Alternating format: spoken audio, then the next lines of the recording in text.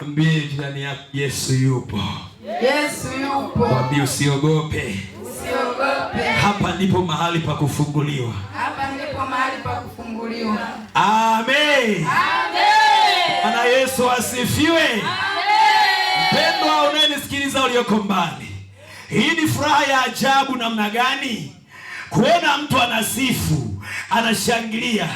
Si kwamba kwa sababu jana alikula ubwabwa, hapana. Bwana Yesu asifiwe. Amen. Jana mlikula ubwabwa ndio maana mmefurahi leo? Hapana. Jibu ni kwamba tunakula ubwabwa siku zote. Amen. Ila haujawahi kutupa raha. Amen.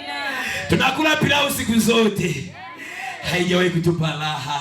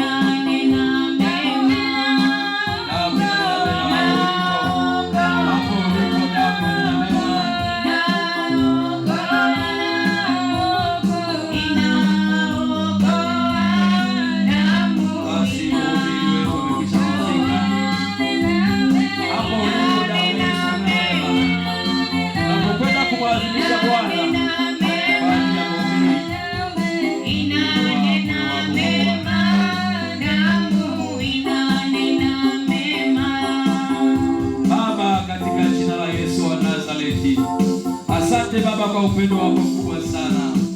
Tazama Baba, tuonyekea mbele zako, ukimuinua mtumishi wako ambao umempaka mafuta kwa siku hii ya leo Bwana. Baba, ukamtumie sawa sawa mapenzi yako Mfalme. Na watu wako Baba, ukatupe masikio ya kusikia ambayo Bwana yatoka kwako Mfalme. Na simama kinyume na kila falme na mamlaka zote za giza na roho za upinzani. Roho zinazonajisi ufahamu wa mwanadamu usipokee Injili. Naziangusha katika jina la Yesu Kristo. Nafungua mioyo ya kila mmoja aliyeko mahali hapa. Ninaharibu falme na mamlaka zote za giza katika jina la Yesu Kristo. Baba, nafungulia uwepo wako na neema yako kwa ajili ya mtumishi wako, ni katika jina la Yesu. Amen. Amen. Barikiwe.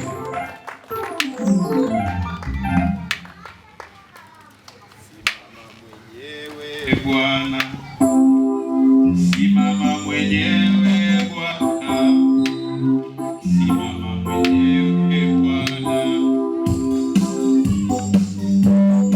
simama mwenyewe, Simama mwenyewe Bwana.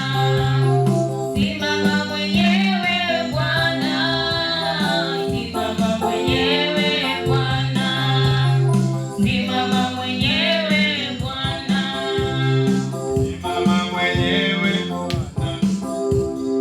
simama mwenyewe Bwana, simama mwenyewe Bwana, simama mwenyewe Bwana, simama, Simama mwenyewe Bwana. simama. Simama mwenyewe Bwana. Simama mwenyewe Bwana. Simama mwenyewe Bwana. Bwana Yesu asifiwe sana. Amen. Ninawasalimu wote kwa jina la Yesu. Amen. Mungu awabariki kwa uwepo wenu mahali hapa.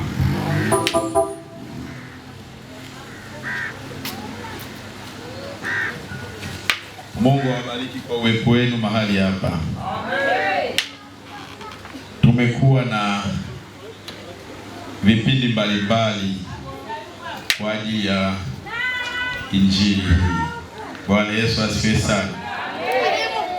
Tumejitoa, tumeimba, tumeomba, lakini pia tumekwenda mpaka majumbani kuwakaribisha watu wa Kilakala wote ambao tumetenda kazi pamoja kuhakikisha kwamba mkutano unafanikiwa. Mungu awabariki.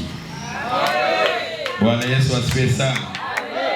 Na mara nyingi sana huwa watu wanasikiliza kipindi cha neno la Bwana, lakini siri iliyopo ni kwamba wale watendakazi watangulizi ndio huwa wana kazi ngumu kuliko hata mtu wa neno. kwa sababu moyo wako umekwisha kuandaliwa, neno lazima utalipokea. Bwana Yesu asifiwe sana. Kwa kila kipindi kilikuwa kina maana yake, kila kipindi kilikuwa kina faida yake. Wewe uliyeimba, Mungu atakulipa. Wewe uliyeomba, wewe uliyetoa sadaka. Bwana Yesu asifiwe sana. Kazi ni moja ya kuweza kumnyang'anya shetani watu wa Mungu. Wako watu wa Mungu katika mji huu. Bwana Yesu asifiwe. Ninaitwa Pastor Tito Damiano, nina mke mmoja na watoto wawili. Kwanza wa kike, wa pili wa kiume. Bwana Yesu asifiwe sana. Kwa hiyo tunayo furaha kubwa katika nyumba kwa sababu Yesu ametuokoa. Na katika ile furaha hatukuona kwamba tuna sababu ya kuendelea kukaa ndani. Tukaona tutoke tuwapelekee wengine furaha, hasa watu wa mji huu. Bwana Yesu asifiwe sana. Kwa iko furaha beba ya kukushirikisha wewe mkazi wa mahali hapa. Na siku ya leo, kesho na kesho kutwa tutakuwa tunafahamu iliyo kweli. Naona maiki yangu iko chini sana. Bwana Yesu asifiwe sana. Au jaribuni kupita kwenye hizo speaker kama ziko sawa. Siku ya leo, kesho na kesho kutwa tutakuwa tunaifahamu iliyo kweli.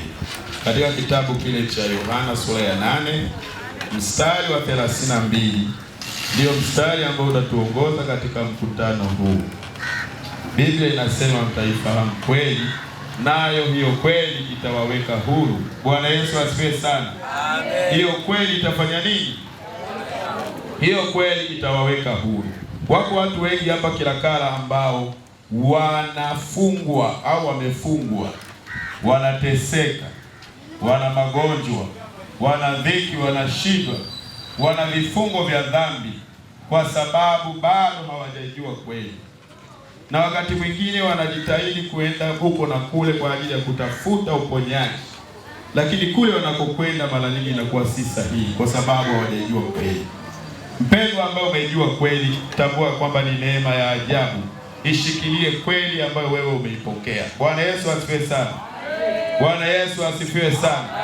Kwa kuijua kweli ni jambo la maana sana katika maisha yako.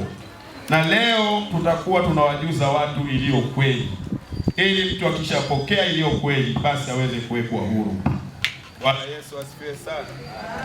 Bwana Yesu asifiwe. Tutaangalia kitabu kile cha Yeremia sura ile ya 22.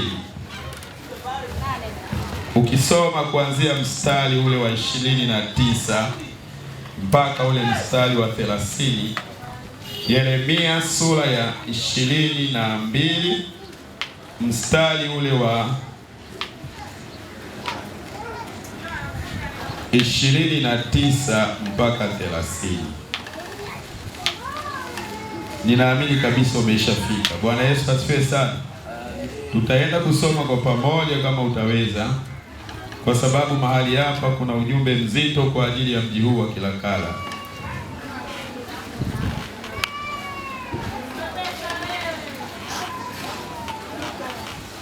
Nchi lisikie neno la Bwana. Bwana asema hivi: andikeni habari za mtu huyu kwamba hana mtoto, kwamba mtu huyu hatafanikiwa siku zake zote.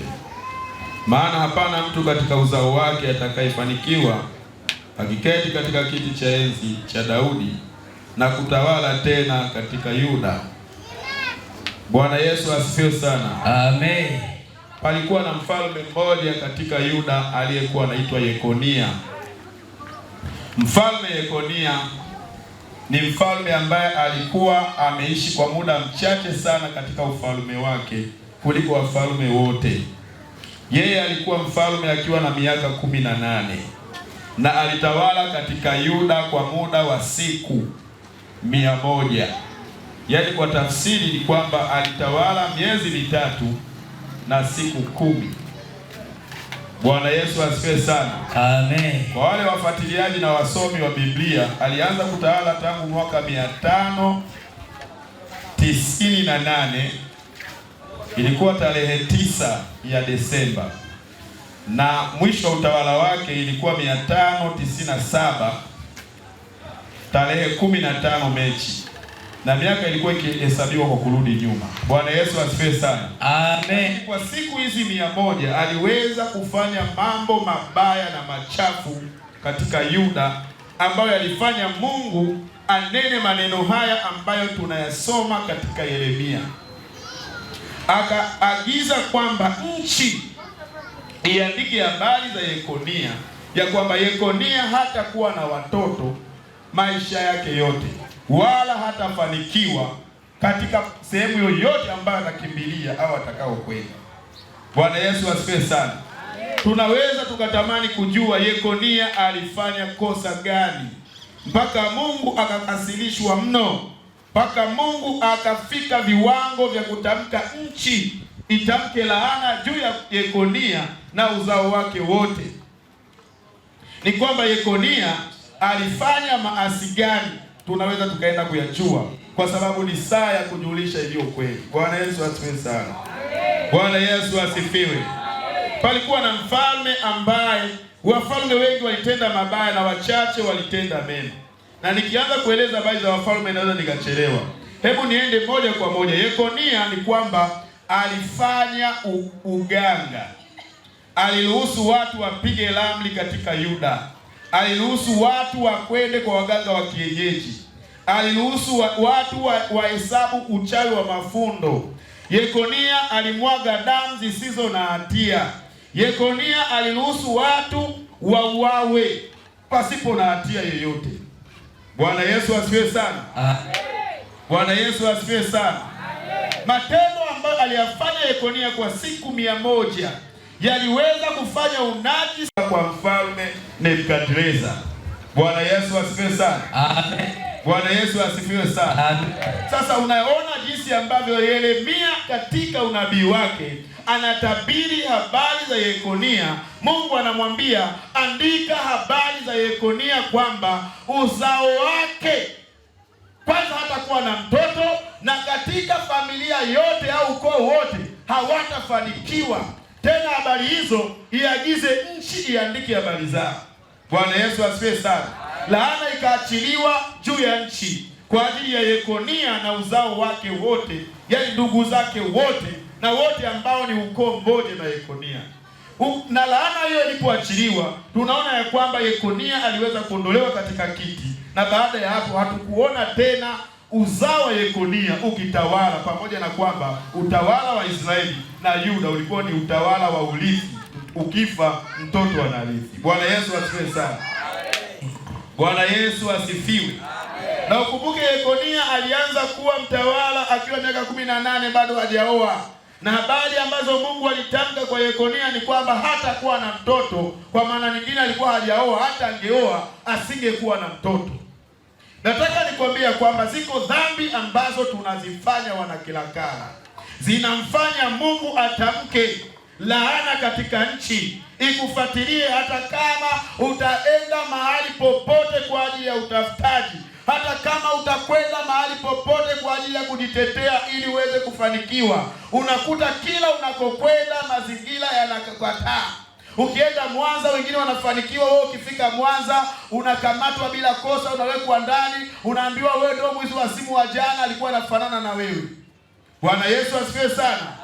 Bwana Yesu asifiwe sana. Unajiuliza, unaoa mke, unakaa miaka 6, miaka 10, hakuna mtoto kabisa. Hata ukienda kwa waganga wa kienyeji unazaa mtoto lakini anakuwa broiler. Mtoto miguu haisimami, mtoto miaka inaenda hawezi kutembea. Bwana Yesu asifiwe sana. Ni kwamba unakuwa umezaa jini. Lakini matatizo ni mengi katika Kilakala. Bwana anasema matatizo ni mengi Kilakala. Si kwa sababu shetani ameamua kuikalia Kilakala, ni kwa sababu watu wa Kilakala hawajaijua kweli. Watu wa Kilakala wanapapasa gizani. Watu wa Kilakala wamedanganywa kwamba waganga wa kienyeji watawasaidia. Watu wa Kilakala wamedanganywa kwamba dini zao zitawasaidia, na ndio sababu wapo katika utumwa mpaka sasa, wapo katika vifungo mpaka sasa. Jioni ya leo Bwana anataka uifahamu iliyo kweli, mwana Kilakala, na utakapoifahamu kweli itakuweka huru. Na kweli yenyewe ni kwamba matatizo ulionayo solution yake sio kwa mganga wa kienyeji. Bwana Yesu asifiwe. Matatizo ulionayo wametoka mbali sana, yametokana na ukoo wenu.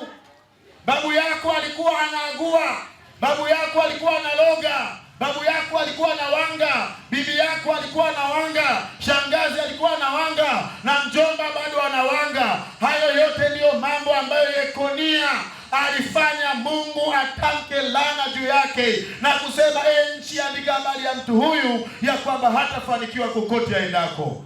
Umewahi kuona kijana anazunguka kila jiji? Anaenda Mbeya anasema huku Bushi ndio maana sijafanikiwa.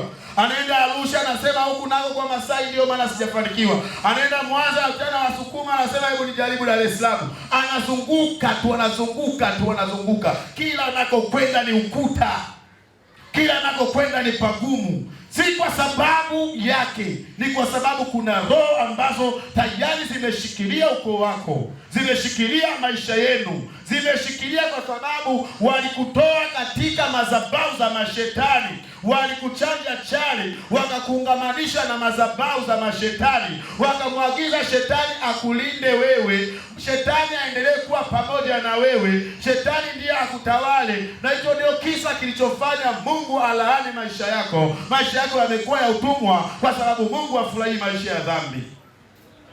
Lakini cha ajabu ambacho tunakiona, baada ya mtu kupata ufahamu na kuwa mtu mzima, anaanza kudanganywa, anaambiwa haya mambo yote yanayokutokea usiku, nenda kwa mganga wa kienyeji, sijui kaogeshwe dawa makaburini, sijui kaogeshwe dawa njia panda. Mpendwa, wewe ambaye unajua ya kwamba maisha yako yamefungwa, kinachosababisha mtu afunguliwe sio waganga wa kienyeji. Kufunguliwa kwa mwanadamu hakupo kwa mganga wa kienyeji. Waganga wa kienyeji ambao wanaitwa wataalamu, jina lao kubwa hawa ni wahuni. Ulizeni wamama wanaopelekwa njia panda usiku wanaendelea kufanyiwa nini? Ulizeni wamama wanaopelekwa makaburini usiku huwa wanafanyiwa kitu gani? Hawa sio wataalamu, hawa wanaitwa wahuni. Na utakapochukua hatua ya kusema maisha yangu mimi yamekuwa ni maisha ya kulogwa, hebu nikimbilie kwa mganga wa kienyeji, wewe unaendeleza hasira ya Mungu juu ya maisha yako na kizazi chako chote. Bwana Yesu asifiwe sana. Bwana Yesu asifiwe. Bwana Yesu asifiwe. Ni lazima tufike mahali tujidhili nafsi zetu, tutoe pesa zetu kwa ajili ya upendo kwa watu wa Kilakala, wajue kwamba kitu gani ni kweli na kitu gani si kweli. Bwana Yesu asifiwe. Amen. Kama mtu mpaka sasa hafahamu, hajui nini kinaendelea, yeye anafikiri kwamba katika kuendelea kunywa vidonge, kuendelea kutafuta mizizi, anaweza akapata solution ya matatizo yake. Na wakati mwingine ni kwamba anakuwa anazidi kuendelea kufungwa. Bwana Yesu asifiwe. Amen. Bwana Yesu asifiwe. Amen. Mwambie jirani yako utaifahamu kweli.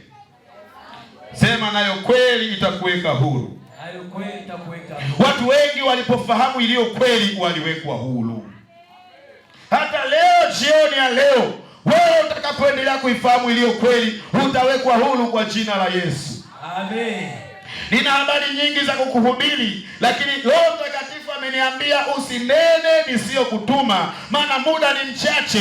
Nena yale tu ninayokutuma. Ningekuonyesha habari za maandiko, ningekuhubiri maandiko mengi sana, jinsi Yesu alipowafungua watu aliwatamkia nini na ikawa nini. Lakini Roho Mtakatifu anasema anataka nifundishe habari za watu kutoka kwenye madhabahu za mashetani. Watu wamefungwa na madhabahu za mashetani.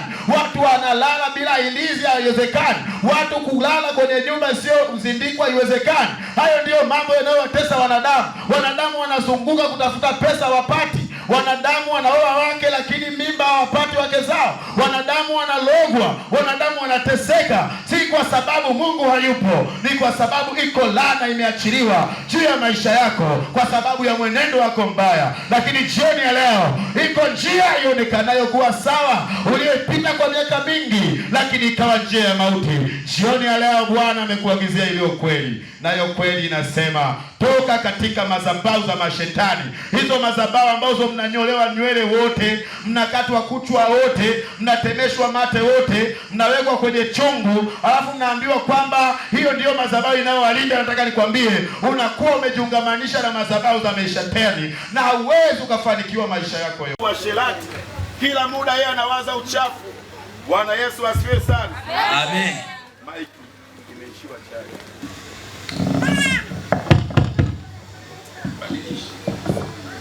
Bwana Yesu asifiwe sana. Amen. Haleluya. Amen. Haleluya. Amen. Haleluya. Amen. Haleluya.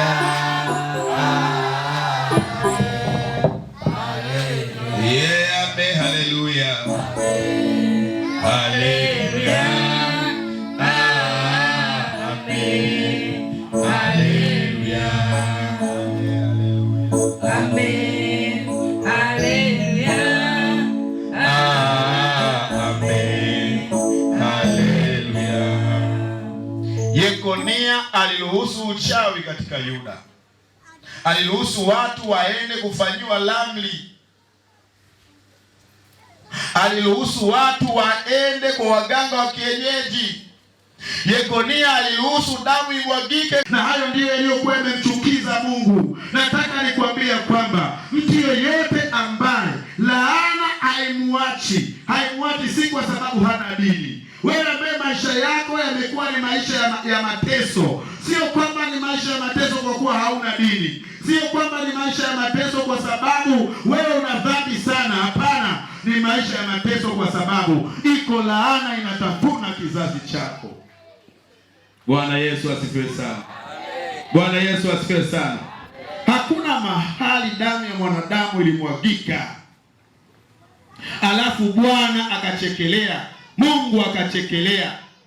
Hawa wote ambao unaona wanapuma, wanasema kalete mtoto, sijui kamfanyie mtoto ili upate pesa, sijui kalete kuku, sijui kalete ng'ombe. Hawa wote wanyama, hawa wote ndege ambao wanachinjwa, wanachinjwa kumwakilisha mtoto.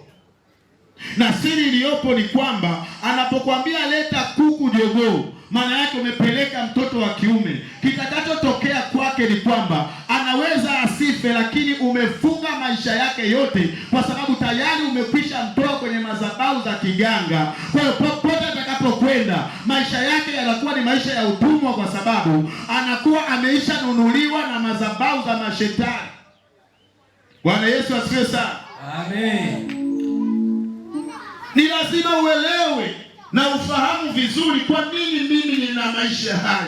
Kwa nini dhambi hii hainiachi? Kwa nini kila ninapojitahidi kuepukana na dhambi hii ya uasherati nashindwa? Kwa nini nimejitahidi kuepukana na sigara nimeshindwa? Je, sigara unaipenda? No, sigara mimi sipendi, wala hata pesa ya kununua sigara sina, lakini kila nikijitahidi kiu ya sigara hainiachii. Nataka nikwambie kwamba umeungamanishwa na madhabahu za mashetani, na nataka nikwambie kwamba jioni ya leo unaenda kuwekwa huru. Sigara kwako itakuwa mwisho, pombe kwako itakuwa mwisho, kuaguliwa kwako itakuwa mwisho, kuteseka kwako itakuwa mwisho, kulala unaweweseka kwako itakuwa mwisho, kupeleka pesa kwa waganga wa kienyeji kwako itakuwa mwisho. Kwa maana Bwana anataka kuitakasa kila kala, anataka kuisafisha kila kala, ameikumbuka kila kala, anataka kufanya upya kila kala. Jioni ya leo ni jioni njema kwa ajili yako. Ninakuhubiria habari za waganga wa kienyeji kwa sababu wametesa maisha ya watu wengi. Watu wengi wameibiwa, watu wengi wamezulumiwa, watu wengi wametapeliwa, wakidhani wanapewa dawa, kumbe wanaendelea kufungwa vifungo vingine vizito. Wengine wameaguliwa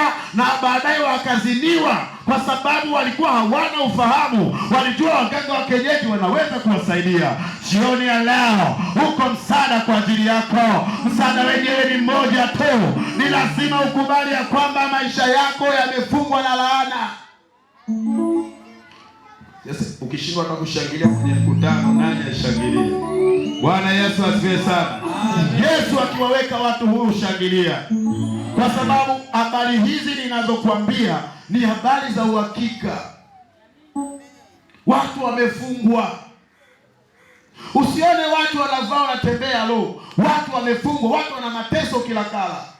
Kuna watu wakinisikia wanatamani waje, yani wanieleze yote, lakini wakiangalia mazingira wanasema sasa mjomba akiniona pale, shangazi akiniona pale, bamdogo akiniona pale. Lakini hata bamdogo hana mamlaka na maisha yako. Mwenye mamlaka na maisha yako ni wewe mwenyewe. Tafakari habari hizi, zikikuingia akilini, kimbilia kwa Yesu. Amen. Bwana Yesu asifiwe sana. Amen. Habari zako ujue Bwana Yesu anakuita. Watu wanaitwa hivyo, yaani anapokaa hivi nyumbani anaona habari zote hizi ni mimi, anajiuliza hivi nini? Au kama kuna wengine habari zote hizi ni mimi. Nisikilize, ukishajua habari zote ni mimi, ni Yesu anakuita. Amen. Bwana Yesu asifiwe sana. Amen. Tuna siku 3 ambazo zitakuwa ni siku za maajabu. Kila atakaye kanyaga viwanja hivi hatatoka na hali ya kawaida, atatoka na hekima, atatoka na ufahamu, atatoka na maarifa, atatoka na uzima. Amen. Tumeviombea hivi viwanja hivi, hata kama ulilogwa miaka mingapi iliyopita, tumeviombea viwanja hivi. Njoo, utaacha mizigo yako mahali hapa. Mahali hapa malaika wameisha pazingira, pamesha takaswa na damu ya Yesu. Kimbilia mahali hapa. Mahali hapa ndio salama, utaweka mbali sana mizigo yako. Bwana Yesu asifiwe. Amen. Hebu nikupe kisa kimoja cha mwanangu nayemlea. Yeye alikuwa na matatizo hivi. Sasa akaenda kwa baba yake akamwambia, baba, mara siku zingine siku zangu zinapitiliza. Alikuwa binti. Mara siku zangu zinagoma miezi na miezi. Mara matatizo mengi, usiku naota ndoto za maajabu. Baba, hii ni nini? Baba yake akamwambia, mwanangu, wewe ndo sasa unaanza kukua, unapata akili. Kuna mambo nisingeweza kukuambia ukiwa mtoto, lakini kwa sasa hivi unaanza kuwa na akili. Naweza nikakwambia, mwanangu, maisha yetu hapa duniani hatuwezi kuishi tu hivi hivi ikawezekana. Lazima twende kwa mganga wa kienyeji akufanyie dawa ili ukae sawa. Usiku hautaendelea tena kuota ndoto za kuweweseka. Yule binti akamwambia, sawa baba, mbona hujanipeleka? Akamwambia, nilikuwa nasubiri tu, lakini sasa kwa kuwa umeongea, hebu nitafute sadaka ya mganga ili twende kwa mganga, atakufanyia dawa, utakuwa unaona siku zako kama kawaida na mambo yako yote yatanyooka. Basi wakafika mahali, wakaenda kwa mganga. Wamefika kwa mganga, yule binti anaambiwa, vua nguo zote mbele ya baba yake. Akavua nguo zote, akachanjwa chale, akaambiwa matatizo yote yameisha. Sasa mnaweza mkatoa sadaka mkarudi. Asifiwe sana. Amen. Lakini nataka kumwambia mganga kiboko ni muhuni tu. Hakuna mganga duniani, hakuna mganga wa kienyeji anayeponya. Wote ni wahuni. Wala hakuna mchawi kilakala, wote wahuni. Bwana Yesu asifiwe sana. Amen. Wewe ambao unalala unaweweseka, wewe ambao unatishwa na waganga, kimbilia mahali hapa katika viwanja hivi. Tumejenga madhabahu ya siku 3. Hautaendelea tena kuogopa wachawi, kwa sababu wachawi hawana cha kukufanya ukiwa ndani ya Yesu. Amen. Bwana Yesu asifiwe sana. Amen. Tuko mahali hapa leo tarehe ngapi? 26. Tutaondoka mahali hapa tarehe 28. Hakuna mchawi atakayeunguza hata spika. Hakuna mchawi atakayetuletea hata mafua. Maana mchawi ni kitu kidogo sana. Mchawi ni kidogo sana. Ni kwa sababu bado hujapata maarifa. Ukiyapata maarifa niliyoyapata, mchawi atakupita mbali. Kuna mahali tunapita na kutana na wachawi. Mchawi ananiambia halo, ananipigia saluti. Anapita mbali, anasimama, ananiangalia. Namwambia, wewe bibi vipi? Anaambia, wewe ni hatari, wewe ni hatari. Pita tu baba, pita tu baba. Kwanza sasa hivi upo, mbona hatukuoni? Nikamwambia, lini mliwahi kuniona? Bwana Yesu asifiwe sana. Amen. Ukiona mtu anakung'ang'ania, mbona hatukuoni? Yeye hakuoni usiku. Bwana Yesu asifiwe. Amen. Si kwamba siwapendi wachawi, napenda wakimbilia hapa waokoke, kwa sababu hakuna mzigo mzito kama uchawi. Mpendwa, Uchawi ni mzigo. Hakuna mchawi anayependa kuloga, na huwa wanatishwa, unaambiwa usipologa unalogwa wewe. Wana mikataba yao, na naambiwa ukiacha tu uchawi unakufa. Nataka nikwambie mchawi unayenisikia wa Kilakala, kimbilia kwa Yesu. Tutachoma uchawi wako na utaishi mpaka unazeeka kama mganga wa ngano, wala hautaishiwa nguvu, kwa maana tumeona wachawi wakikimbilia kwa Yesu wanakuwa wazima. Amen. Bwana Yesu asifiwe sana. Amen. Bwana Yesu asifiwe sana.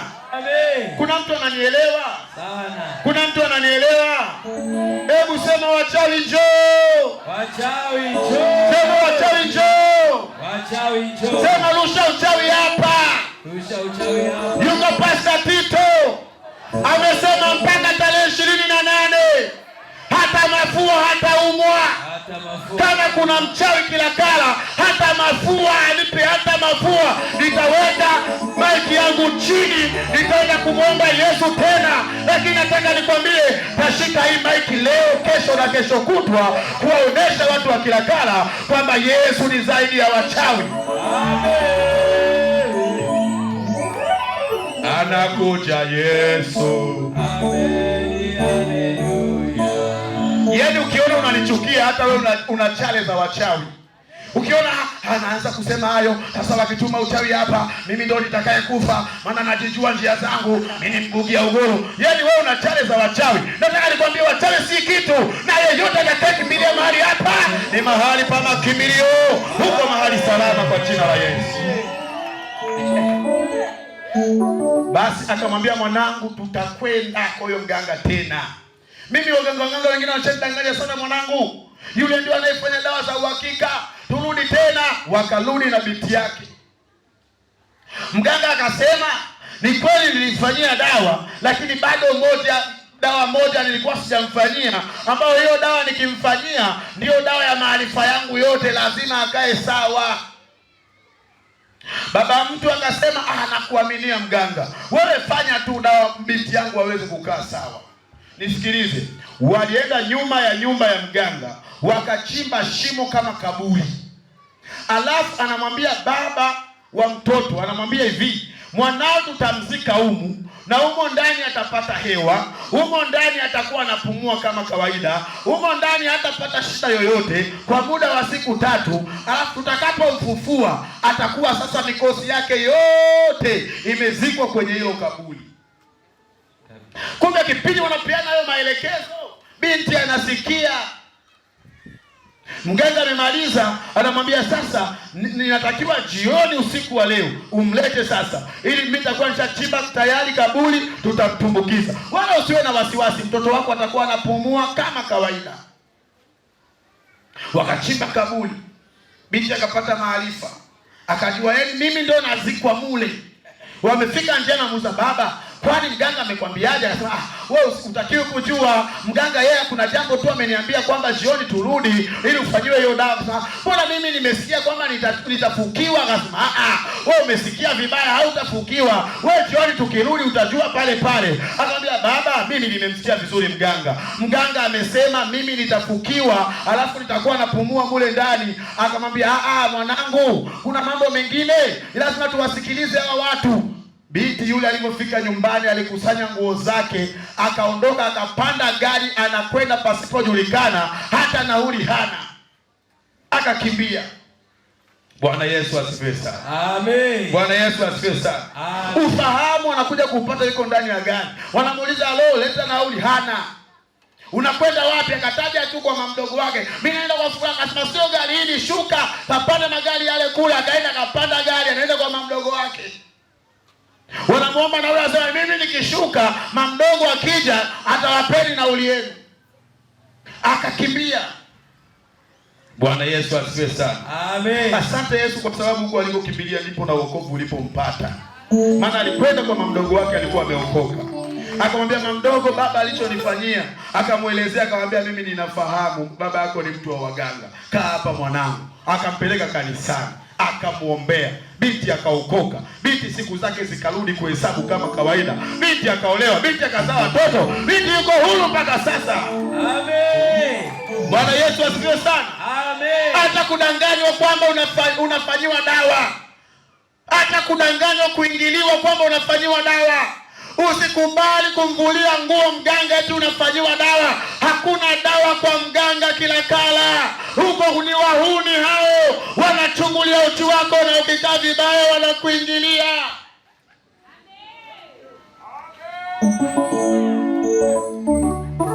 Kuna watu wanasema hubiri injili, mbona unahubiri waganga? Yaani injili ni kuzivunja kazi za shetani halo. Amen. Watu wanateseka. Hapa ninavyoongea kuna watu wamevaa ilizi. Kuna kijana mmoja nilikuwa naenda kushevu kwake. Alikuwa na saluni. Kijana amechukua maneno mengi ya lugha fulani hivi ameandika hapo ameweka na kifundo ameninginiza mlangoni juu. Kwa hiyo kile kibembea kinabembea hivi kimening'inizwa na maneno yameandikwa pale. Sasa siku moja nikaingia nikamuuliza hiki nini? Akasema mganga ameniambia nikikitoa hii saluni nafunga. Hapa kuna wachawi ni noma, kwa hiyo kidogo kinalinda, hiki kidogo kinaniletea wateja.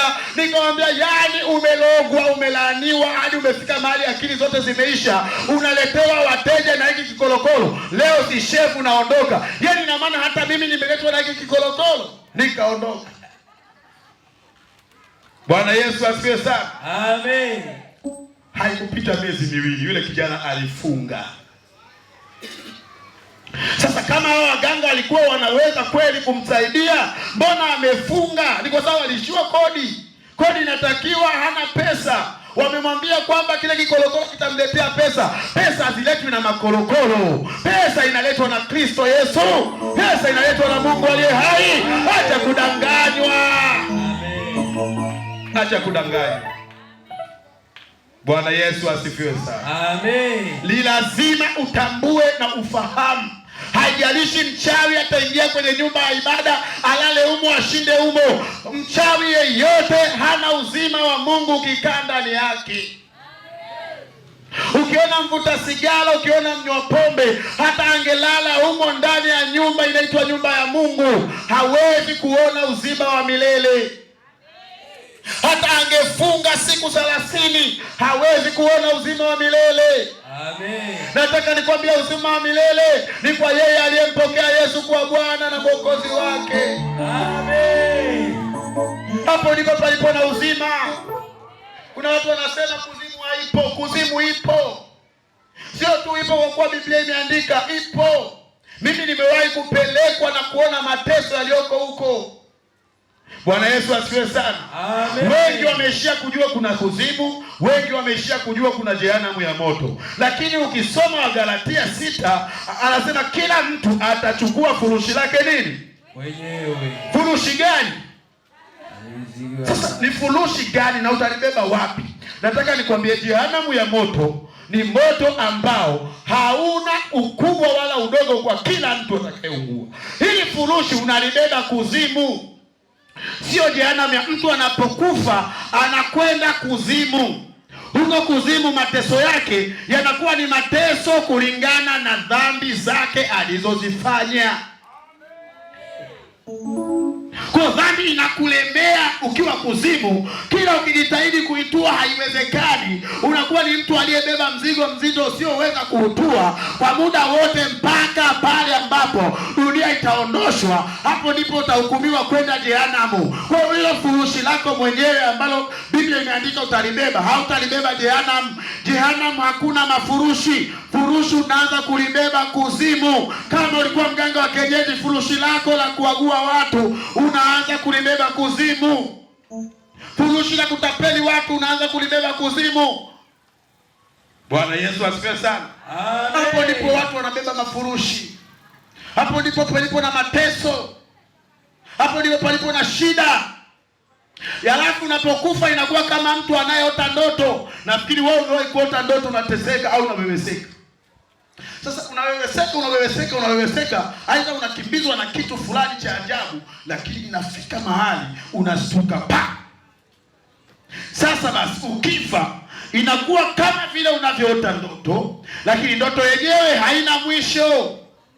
Ni hivyo hivyo tu, unatafuta namna utoke, kitu kimekukaba unatafuta namna utoke, unaona mzigo mzito umekulemea unatafuta namna utoke, basi mwisho wa siku unalala unaamka, unalala unaamka, hakuna usingizi, hakuna nini. Inafika mahali roho yako inazikika, alafu akili yako inakurudia, unasema kumbe sio ndoto, hapa nilikufa katika dhambi. Ndio maana ya mateso haya. Kwa mateso unayoteswa katika ndoto ni trailer, unaenda kuteswa mateso kuzimu, ambayo kwenye ndoto utastuka, lakini kuzimu hakuna kusituka. Ni mateso hayo mfululizo ambayo ukitaka kustuka haiwezekani kwa kuwa ulikufa. Alafu baadaye akili yako inarudi, nilikufa. Bwana Yesu asifiwe sana. Amen. Bwana Yesu asifiwe sana. Amen. Nani angependa mateso ya ndoto mbaya ya kupata usiku mchana hakuna kustuka? Wakati wetu tunapostuka tunashukuru. Unaweza kuona mateso makali, alafu unashtuka kumbe ni ndoto, unashukuru. Sasa yale mateso ya kuzimu unakuwa kama vile unavyoota ndoto. Yaani unakuwa unateseka, sio mwili huu unakuwa umeshazikwa kaburini, umeoza. Uko mwili wa ndani ambao unateseka kwenye ndoto. Huo ndio unaokwenda kuteseka kuzimu. Lakini mateso yale hakuna mwisho wa ndoto. Unakuwa unateseka hivyo tu muda wote mpaka pale hukumu ya Mungu itakapokuja, alafu unachukuliwa pale, unaenda kutupwa kwenye jehanamu ya moto, na huko ni milele na milele. Bwana Yesu asifiwe sana. Amen. Alafu nataka uniambie mimi nikae nyumbani ninywe juice, kwa raha gani nilionayo, wakati ndugu zangu hawajafahamu ukweli? Ndugu zangu wanadanganywa, ndugu zangu wanafanywa chale, ndugu zangu wanafanywa uganga, wanajua wako na Mungu, kumbe wako na mashetani. Siwezi kukaa nyumbani mimi nikalizika.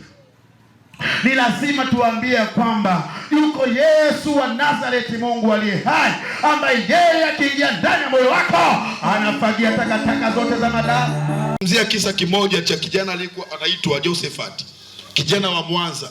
Asubuhi saa 11 usingizi umepaa, nikamwambia mke wangu mimi naenda kuhubiri. Wewe lala, malizia usingizi, mimi naenda kuhubiri.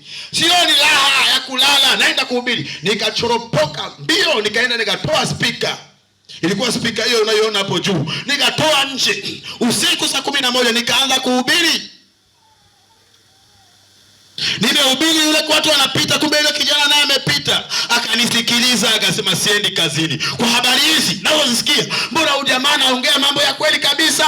Akarudi akakaa kwa mbali kama kule. Na kwa sababu bado palikuwa kama hapajapambazuka vizuri, ananisubiri nimalize, mimi simuoni. Nikawaambia watu habari za waganga wa kienyeji, nikawaambia watu habari za kuaguliwa jinsi zilivyo mbaya. Unapoenda huko hata uzao wako hawezi kupata hela mpaka na yeye aende kwa mganga. Angalia jinsi wazazi wako walivyokuwa wanafanyiwa uchawi, wanafanyiwa uganga.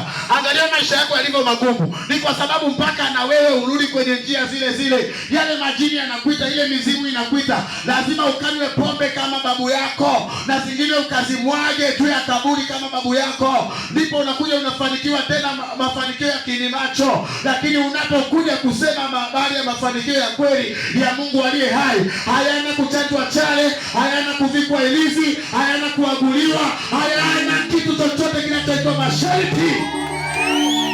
Yana jambo moja tu, kwamba Bwana nilitenda dhambi na sasa ninaomba rehema mbele zako. Mwisho. Amen.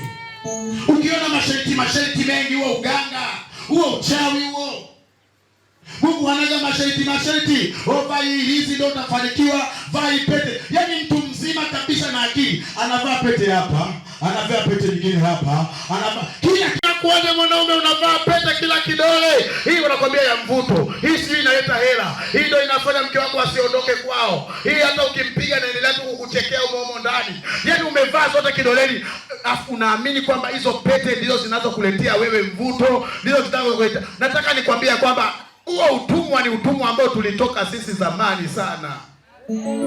Bwana Yesu asifiwe sana. Amen. Hakuna pete inayoleta mvuto, itakuletea hasara kubwa sana. Unasikia magonjwa ya pumu leo, hakunaga ugonjwa unaoitwa pumu. Magonjwa ya pumu ni mapepo ya ulisi.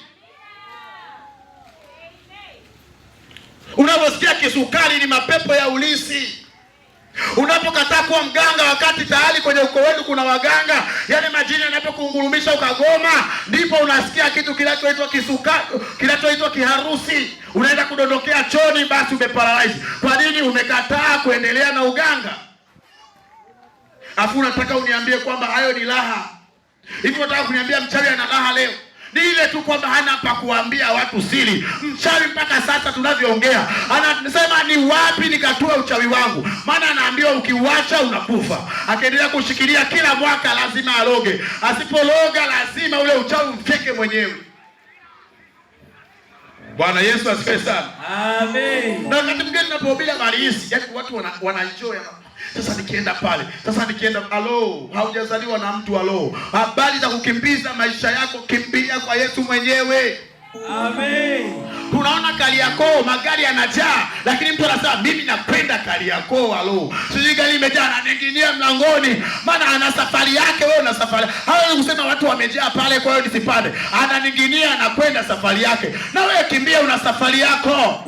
Acha kuogopa watu. Kuna siku 3 za kuifanya kila kala inyamaze kimya na Yesu ainuke kwa jina la Yesu. Amen. Kila kala nyamaza kimya. Mponyaji amekuja. Pokea dawa kila kala. Amen.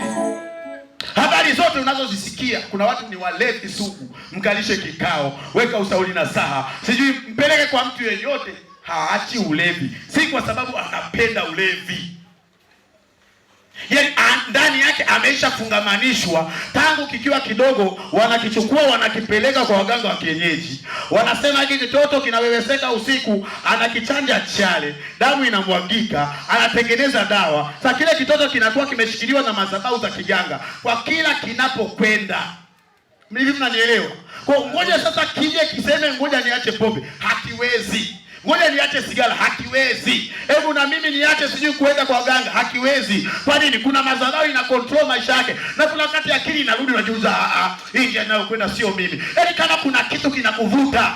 Wakati mwingine kabisa unatoa pesa, roho inakukamua kwamba hii pesa ningenunua chakula. Unanunua Embassy si kwa sababu unataka. Kuna roho inakuvuta na unaisikia kabisa, hapa kuna kitu mimi kinanitawala, kinanivuta. Lakini nani ni muhadisia kitoe? Jioni ya leo Yesu anaenda kutoa mizigo. Yesu anaenda kutoa mizigo, kitaondoka. Kinaondoka. Bwana Yesu asifiwe sana. Amen. Sijaleta habari za pepe. Nimekuletea habari za neno la uzima. Amen. Nataka niwaambie ndugu zangu, kesho nendeni kila mahali.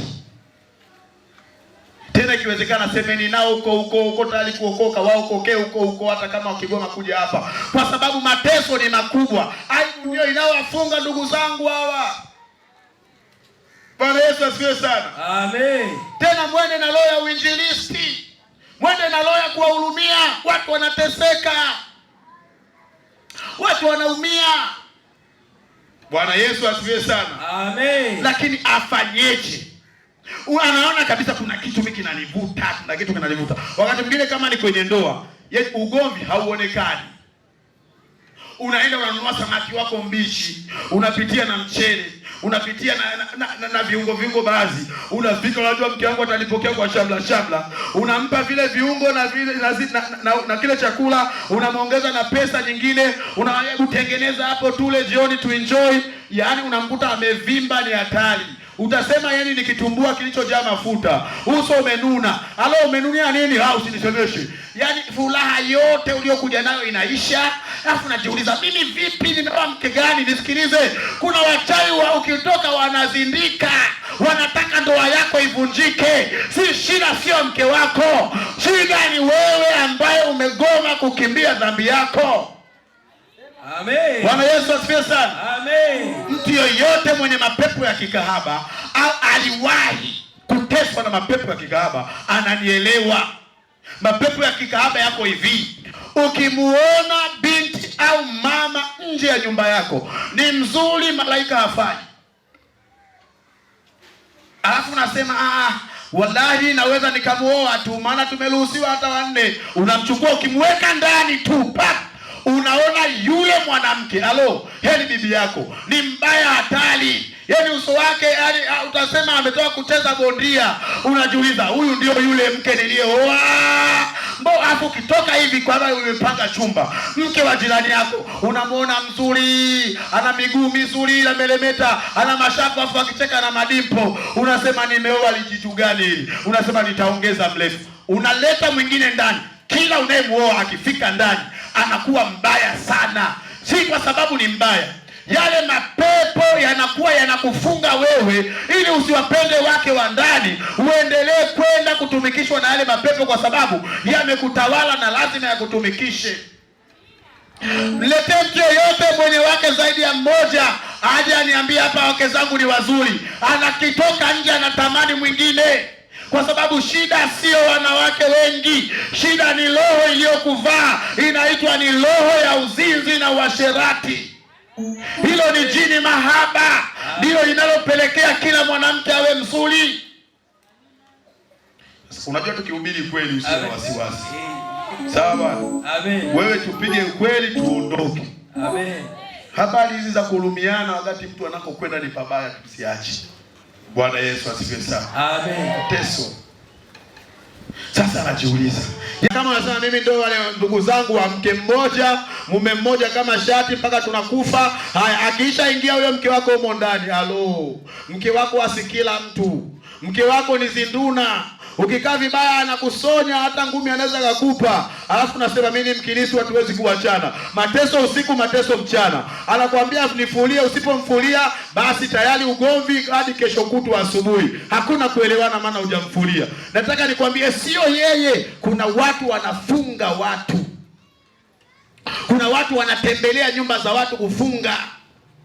Siku moja nikiwa katika maombi, nimeomba nikasikia msukumo wa kuzunguka nyumba ya nyuma ya nyumba yangu. Nikazunguka, nikaenda nikakaa mahali pembeni ambapo palikuwa na sinki la choo la jirani yangu. Nikakaa usiku saa 2 naenda saa 3. Nimekaa pale naenda yeye kuomba, alikuja mwanamke ana kidude kimeshikwa mkononi. Hao wachao wanaweza kanisaidia, kinaitwaje? Kinawakawaka. Kile kidude anatembea kwenye nyumba yangu, anafika kwenye pembe, anasema maneno, kile kidude kinawakawaka.